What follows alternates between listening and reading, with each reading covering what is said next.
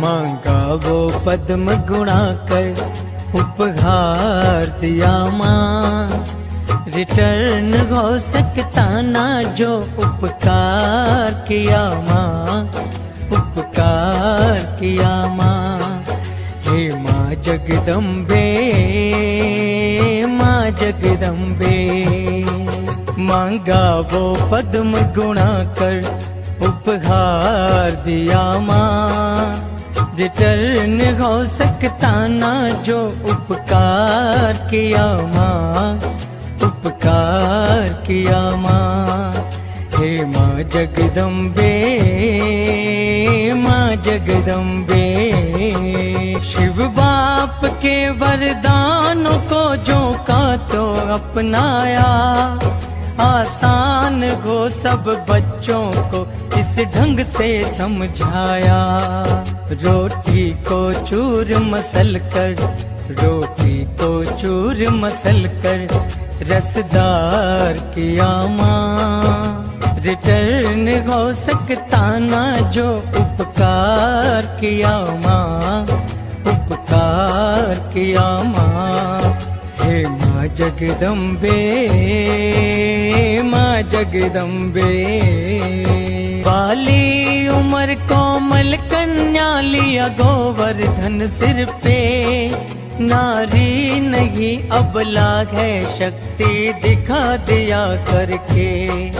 संचालन संवर्धन यज्ञ का, संचालन संवर्धन यज्ञ का विस्तार किया माँ, रिटर्न हो सकता ना जो उपकार किया माँ, उपकार किया माँ।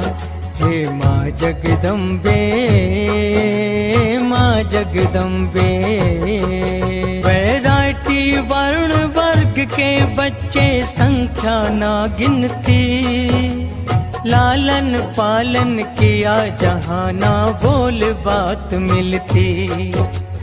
विषय खोज के तुमने, ये विषय खोज के तुमने किस प्रकार किया माँ, रिटर्न हो सकता ना जो उपकार किया माँ, उपकार किया माँ। हे माँ जगदम्बे, माँ जगदम्बे, वो खुदा के वैया मगर पार की उसकी भी नहीं। ओम शांति, ओम शांति दीदी जी, ओम शांति। आपका बहुत बहुत स्वागत है दीदी जी, आपका बहुत बहुत स्वागत है, स्वागत है, स्वागत है।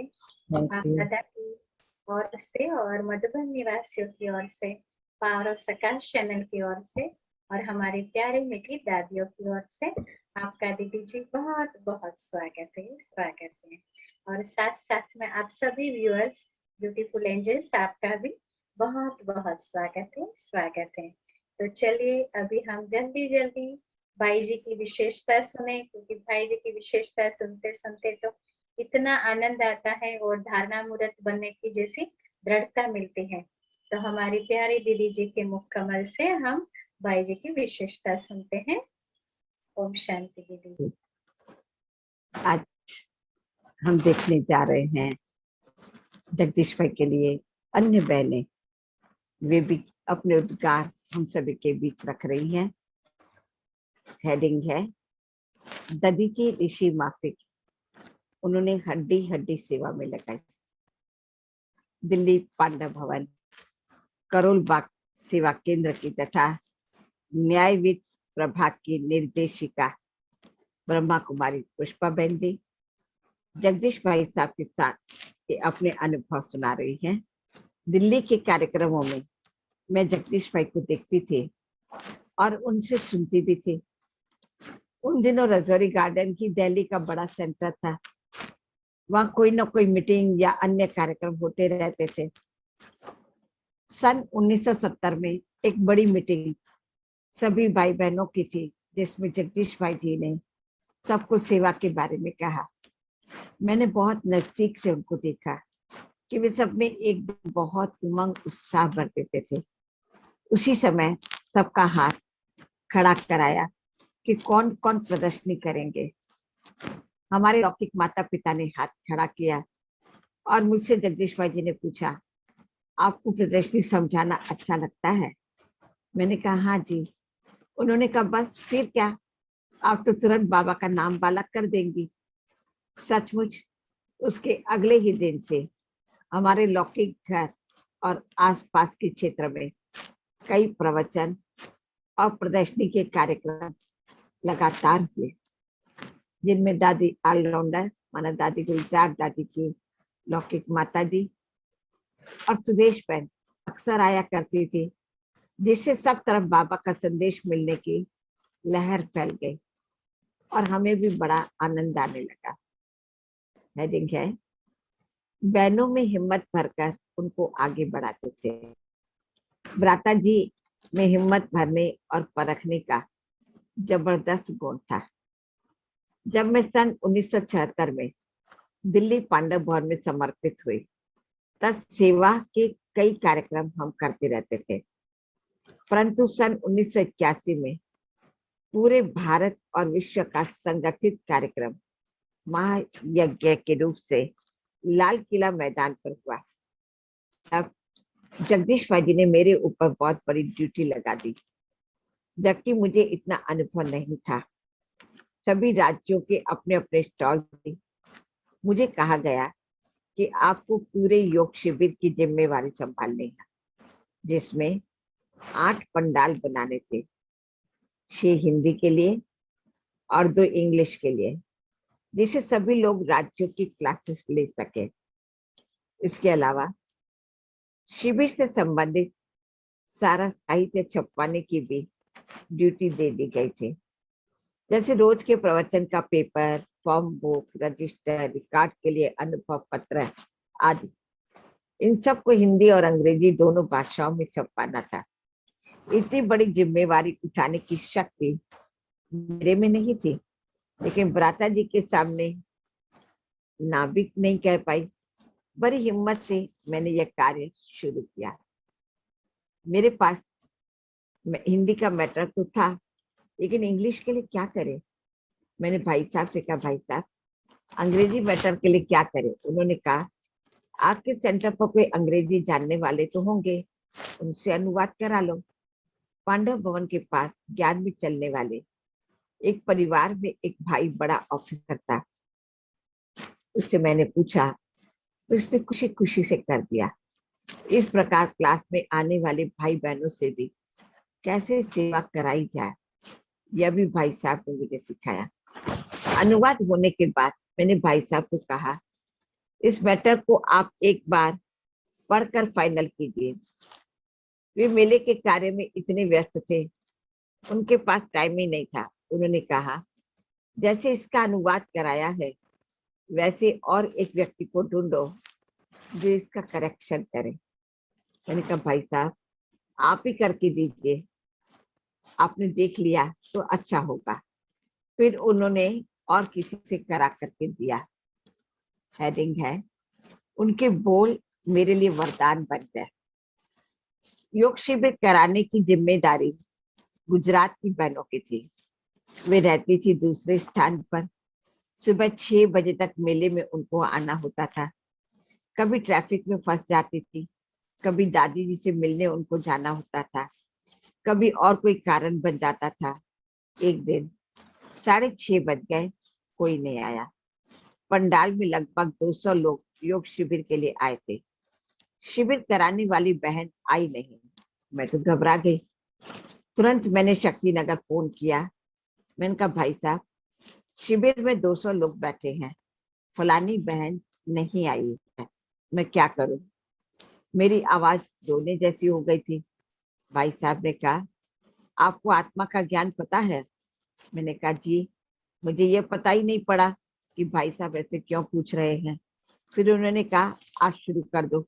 मैंने कहा, भाई साहब मैंने कभी इतनों को शिविर नहीं कराया और मुझे इतना आता भी नहीं। भाई साहब ने ऐसी हिम्मत भर दी कि आप यहाँ क्या कह रही हो, आत्मा का ज्ञान देना नहीं आता? आप तो बोलती मीठा हो, बस प्यार से आत्मा के बारे में सुना दो। सचमुच 1.5 घंटे कैसे क्लास कराई मुझे पता नहीं लगा। तब से शिविर या कोर्स कराने की कला मेरे लिए वरदान बन गई। यह मेला बहुत सफल हुआ तो दिल्ली वालों ने मीटिंग की कि दिल्ली के चारों तरफ यह मेला करना चाहिए। दिल्ली की चारों दिशाओं में मेले के आयोजन होने लगे, तो जहां भी मेला लगता था वहां शिविर के लिए मुझे बुलाया जाता था। इस प्रकार शिविर कराने का मेरा पाठ खुल गया। देखिए, बाबा का वरदान। जगदीश भाई साहब की परखने की शक्ति, बहनों में हिम्मत भरकर आगे बढ़ाने की उनकी शुभ भावना ने मुझे शिविर कराने की कला में प्रवीण बना दिया। दिल्ली में कोई बड़ा मेला या कार्यक्रम होता था तो उसमें योग शिविर कराने की सेवा मुझे ही मिलती थी। हेडिंग है हालचाल पूछने में ज्ञान और सेवा। सेवा की मीटिंग्स के लिए और गुलजार दादी से मिलने के लिए ब्राह्मण जगदीश जी का पांडव भवन में आना जल्दी जल्दी होता रहता था। वे सबको बहुत बहलाते थे। जब तक दादी जी मिलने आए या मीटिंग शुरू हो, तब तक वे हम बहनों से पूछते थे क्या सेवा चल रही है। हम सुनाते थे तो कहते थे अगर आपसे कोई यह प्रश्न पूछे तो आप क्या उत्तर देते हो। तो हमने देखा वे हमें थोड़े से समय में काफी कुछ सिखा देते थे और इससे हम उनके नजदीक भी आते गए। वे थोड़ा सा समय देकर भी बहनों को सेवा के प्रति नई बातें सुना देते थे। जगदीश भाई जी स्वभाव से गंभीर भी थे और रमणीक थे। जब फोन करते और हम बहनों में से कोई उठाते तो आवाज से पहचान लेते थे। अगर कोई नई बहन या नया भाई उठाता तो उसका परिचय पूछते। अगर उनको कोई मैसेज देना होता था तो उसे रिपीट कराते थे कि सुनाओ मैंने आपको क्या कहा। अगर वो भाई या बहन रिपीट नहीं कर पाते तो वे समझ जाते थे इसको डर लग रहा है। उसके बाद जब कभी वे पांडव भवन आते तो उस व्यक्ति को अपने पास बुलाकर पूछते थे उस दिन आपको डर लग रहा था क्यों। भाई साहब कोई ना कोई बात सुनाकर उसको हंसाते थे और उसकी कोई ना कोई विशेषता सुनाकर उनकी हिम्मत बढ़ाते थे और उसको अपनेपन का एहसास कराते थे। अपने प्रति उनके अंदर रहा हुआ डर मिटा देते थे।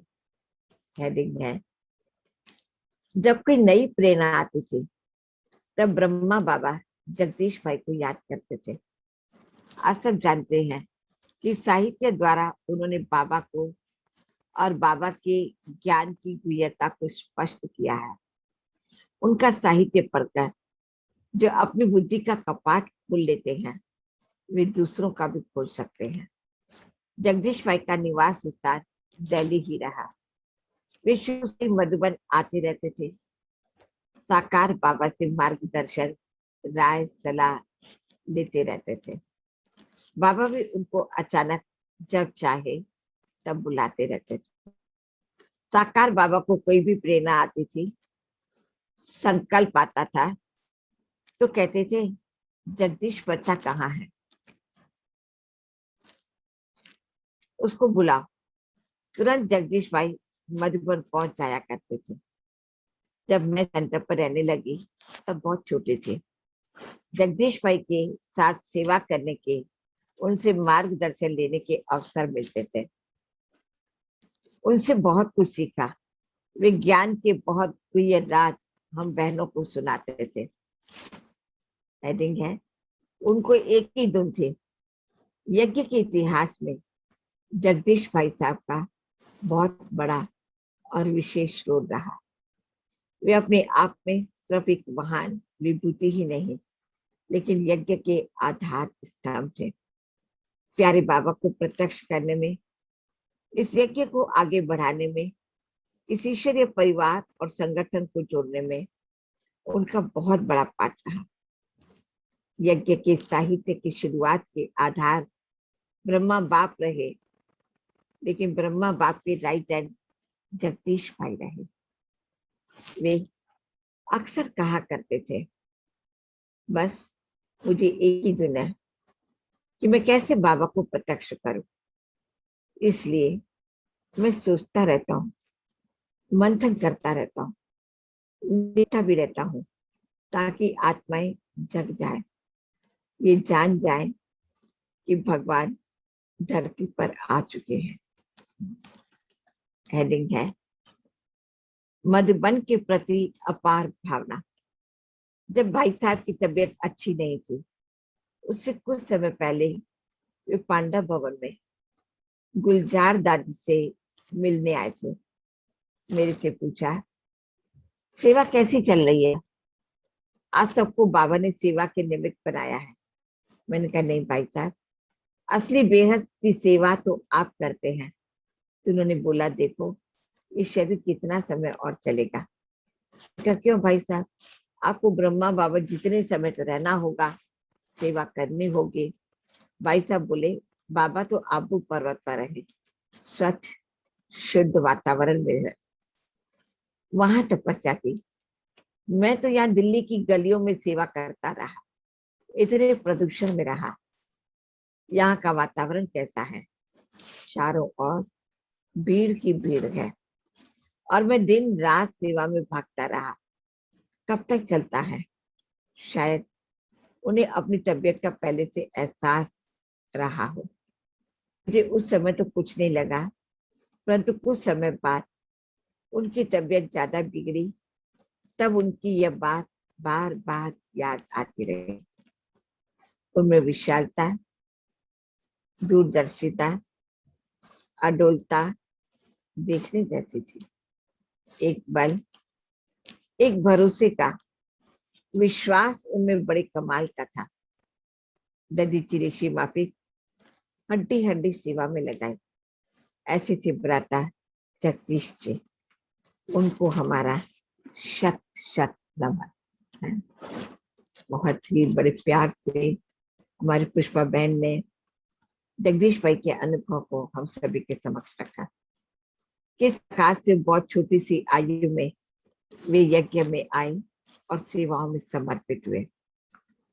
1976 से लेकर के समर्पित हुए, तब से लेकर के जगदीश भाई ने उनके ऊपर जवाबदारियां डालते गए और उन्हें एक काबिल बनाया। वो हमने अनुभव के द्वारा सुना। साथ साथ उन्होंने यह भी वर्णन किया कि जगदीश भाई के अंदर कौन कौन सी बातें थी। विशालता, दूरदर्शिता, अडोलता, एक बल, एक भरोसा। अवश्य हमें भी इन चार बातों पर ध्यान रखना है कि मुझे भी मेरी जीवन विशालता, हमारे मन और बुद्धि में विशालता हो। छोटी मन और बुद्धि को ना करें, बड़ी दिल। बाबा भी मुरलियों में कहते हैं कि बच्चे बड़ी दिल, विशाल दिल बनो, फ्रॉक दिल बनो। तो देखें कि क्या हम सबके भी विशाल दिल है। दूरदर्शिता माना सिर्फ नजदीक की देखने वाली चीजें नहीं, दूर तक हमें दिखाई दे, जिसको बाबा दूसरे शब्दों में कहते आदि मध्य अंत, जिसको कहते वर्तमान, भविष्य काल और भूतकाल। तीनों काल को देख करके व्यक्ति के साथ व्यवहार और संबंध जोड़ना। सेवाओं के पाठ को इन तीनों बातों को देख करके कहना। और तीसरी बात थी अडोलता, क्योंकि जब सेवाओं के क्षेत्र में जाते हैं, संगठन में रहते हैं, तो बातें तो आती हैं, मन के अंदर हलचल उत्पन्न होने की संभावनाएं रहती हैं, लेकिन कैसी भी बातें क्यों न हो, हमारा मन सदा अडोल रहे, हलचल में ना आए। चौथी बात महत्वपूर्ण है, एक बल, एक भरोसा। यानी 100% हम निश्चय बुद्धि बन करके एक बाबा पर बहुत भरोसा रखें। वही हमारा रक्षक, वही हमारा सहारा, वही हमारा साथी है। ये सारी बातें जगदीश भाई जी के अंदर जो देखी, उन्होंने अपने शब्दों में हम सभी के समक्ष रखी। लेकिन आप जानते हैं कि वर्तमान समय नवरात्रि चल रही है। कल 7 तारीख भी हम सभी ने योग का अभ्यास आरंभ किया है। बाबा को प्रत्यक्ष करने के लिए बाबा कई बार हमें इशारा देते हैं। शिव शक्ति कंबाइंड स्वरूप होकर के हम उस योग का अभ्यास कर रहे हैं। तो मैं चाहूंगी कि आप भी हमारे साथ इसी योग में शामिल हो जाए। प्रातः 6:30 से 7 आधा घंटा, और शाम को 5:30 से 7:30 2 घंटे की बट्ठी 9 दिन तक हम करेंगे। कल 7 तारीख हम सभी ने माँ अम्बा जो सर्व की मनोकामनाओं को पूर्ण करने वाली उस विषय पर किया। कोई बात नहीं, अब आज भी माँ अम्बा जो सर्व की मनोकामनाओं को पूर्ण करने वाली है, सर्व की इच्छाओं को पूर्ण करने वाली देवी है, तो आप स्वयं को उसी स्वर पे स्थित करें। मैं शिव शक्ति कंबाइंड रूप हूँ, उस कंबाइंड स्वरूप का अनुभव करें। तो माँ अम्बा शेरा वाली उस देवी को याद करते हुए हम अपने साक्षात्कार मूर्त स्थिति में बैठ करके साक्षी अवस्था को रख करके साक्षात्कार को करेंगे। ओम शांति। इतने वरिष्ठ दीदी जी भी इतना समय दे रहे हैं और हम भाग्यशाली है सभी ब्यूटीफुल एंजल्स कि दीदी जी के मुख कमल से हम भाई जी की विशेषता सुन रहे हैं। साथ साथ में हम दीदी जी को भी धन्यवाद करेंगे, तो सभी चैट बॉक्स में थैंक्स जरूर करिएगा दीदी जी के लिए। जी दीदी जी, थैंक यू सो मच। परम पिता शिव की शिव शक्तियाँ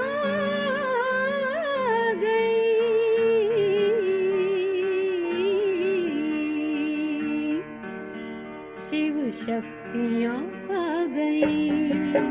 धरती पे शिव शक्तियाँ आ गई। धरती पे शिव शक्तियाँ आ गई। घर घर में होती है जिनकी पूजा। घर घर में होती है जिनकी पूजा। चेतन में वो देवियाँ आ गई। चेतन में वो देवियाँ आ गई। शिव शक्तियाँ आ गई। धरती पे शिव शक्तियाँ आ गई।